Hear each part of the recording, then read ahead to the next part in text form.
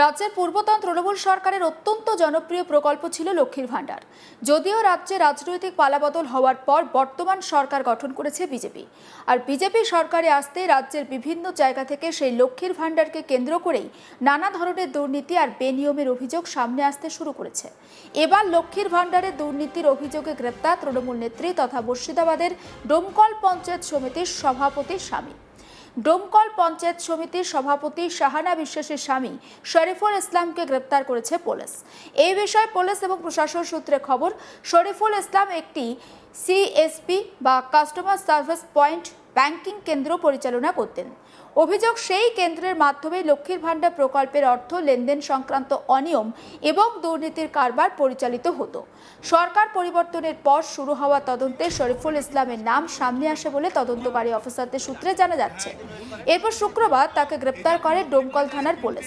সূত্রে খবর, লক্ষ্মীর ভাণ্ডার প্রকল্পের অর্থ বন্টন সংক্রান্ত একাধিক নথি আর আর্থিক লেনদেন খতিয়ে দেখছেন তদন্তকারীরা। এই ঘটনার সঙ্গে আরও কেউ জড়িত রয়েছেন কিনা তাও খতিয়ে দেখা হচ্ছে। ইতিমধ্যে বিভিন্ন স্তরে তদন্ত শুরু হয়েছে এবং বেশ কিছু গুরুত্বপূর্ণ তথ্য হাতে এসেছে বলে প্রশাসনিক মহলের দাবি। যদিও সংবাদ মাধ্যমের প্রশ্নের মুখে এই বিষয়ে কিছু বলতে চাননি ধৃত শরীফুল ইসলাম। এবং ঠিক কি ঘটনা ঘটেছে একবার আপনাদেরকে ছবিটা দেখাই। এই যে আপনি লক্ষ্মীর ভান্ডারে 3টে অ্যাকাউন্টের টাকা কতদিন ধরে নিতেন?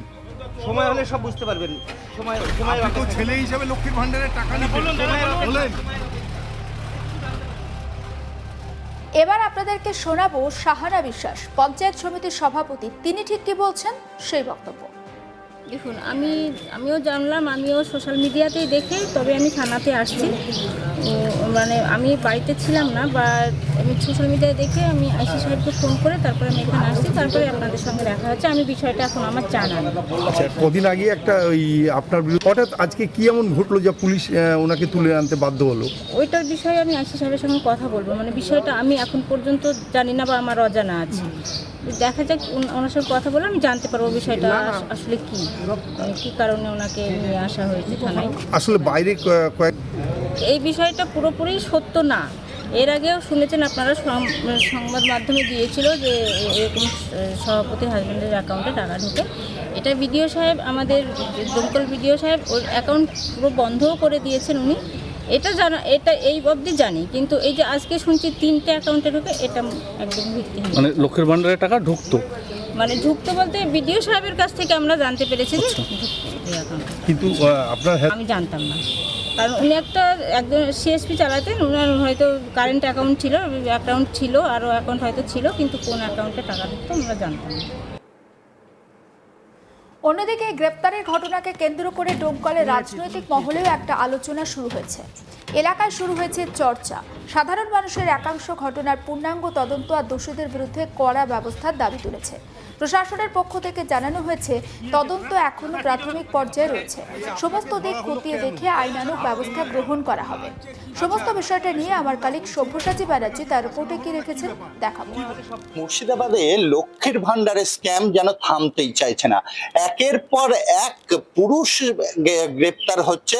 লক্ষ্মীর ভান্ডারের টাকা ঢুকছে একাধিক মুর্শিদাবাদেরই পুরুষের অ্যাকাউন্টে। একটা নয়, একাধিক অ্যাকাউন্ট। এক একজনের খুব কম করেও 3টে 4টে 5টা 8টা করে অ্যাকাউন্টেই কিন্তু ঢুকছে লক্ষ্মীর ভান্ডারের টাকা। আবারও গ্রেপ্তার হলো ডোমকলের পঞ্চায়েত সমিতির সভাপতি শাহানা বিশ্বাসের স্বামী শরীফুল ইসলাম। শরীফুল ইসলামের 3টি অ্যাকাউন্টে লক্ষ্মীর ভান্ডারের টাকা ঢুকছিল, এমনটাই কিন্তু জানা যাচ্ছে। এবং তাকেও ডোমকল থানার পুলিশ গ্রেপ্তার করেছে, তাকেও আদালতে তোলা হয়েছে।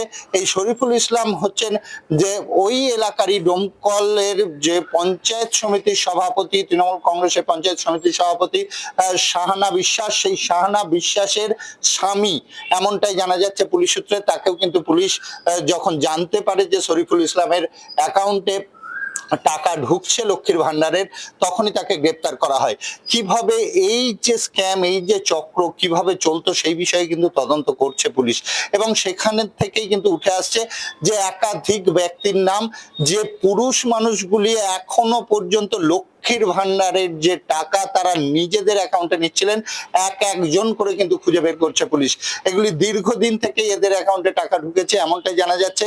প্রথমেই মুখ্যমন্ত্রী শুভেন্দু অধিকারী সাংবাদিক বৈঠক করে যে রাকিবুলের নাম করেন, বহরমপুরের বাসিন্দা, তাকে গ্রেপ্তার করতেই কিন্তু তার কাছ থেকে জানা যায় মোস্তাফিজুরের নাম, মোস্তাফিজুর রহমান, যার বাড়ি হচ্ছে রঘুনাথগঞ্জ 1 নম্বর ব্লক এলাকায়।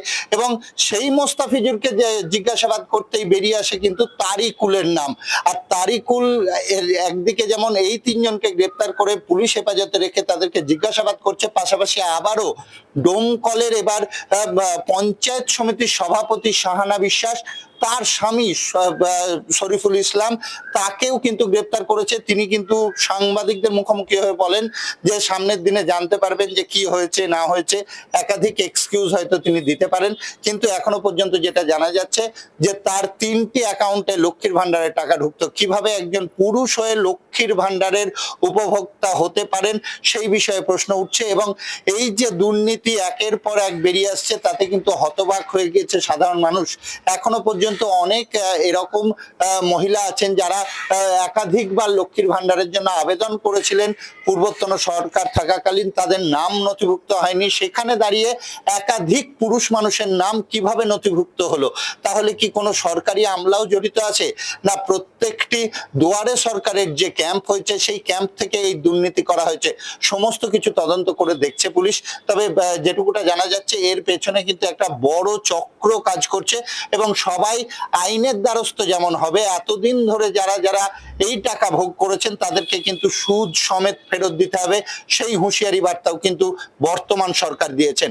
এখন দেখার যে এই যে চেন কত দূর অবধি বিস্তৃত আছে, এই চক্র কত দূর অবধি বিস্তৃত আছে। তবে মুর্শিদাবাদ যে লক্ষ্মীর ভান্ডারের স্ক্যামের সাথে অতপ্রতভাবে জড়িত সেটা কিন্তু বোঝাই যাচ্ছে এই গ্রেপ্তারের ঘটনার পর থেকে। কারণ অনেকেই এরকম উপভোক্তা আছেন যারা পুরুষ হয়ে লক্ষ্মীর ভান্ডারের যে ভাতার টাকা সেই টাকা ভোগ করতেন, তারা কিন্তু দীর্ঘদিন ধরেই ভোগ করে যাচ্ছিলেন। এবার কিন্তু এক এক করে প্রত্যেকটি এই ধরনের মানুষকে চিহ্নিত করে বের করা হবে, এমনটাই কিন্তু প্রশাসনিক সূত্রেই জানা যাচ্ছে। দেখুন, লক্ষ্মীর ভান্ডার ছিল তৃণমূল কংগ্রেসের অত্যন্ত জনপ্রিয় একটি প্রকল্প এবং রাজ্যে অনেকে বলেন যে তৃণমূল কংগ্রেস যে ক্ষমতায় এসেছিল বা ক্ষমতা ধরে রেখেছিল এই 15 বছর, তার অন্যতম কারিগর ছিল লক্ষ্মীর ভান্ডার। তারপর আমরা দেখেছি তৃণমূল কংগ্রেসের 15 বছরের শাসনের পর রাজ্যের ক্ষমতায় এসেছে বিজেপি। আর এই বিজেপি সরকার ক্ষমতায় আসার পর দেখা যাচ্ছে যে লক্ষ্মীর ভান্ডার প্রকল্পে একেবারে দুর্নীতির আতুর ঘর ছিল এবং আমরা দেখতে পাচ্ছি যে লক্ষ্মীর ভান্ডার প্রকল্পে বিভিন্ন অনিয়ম হয়েছে।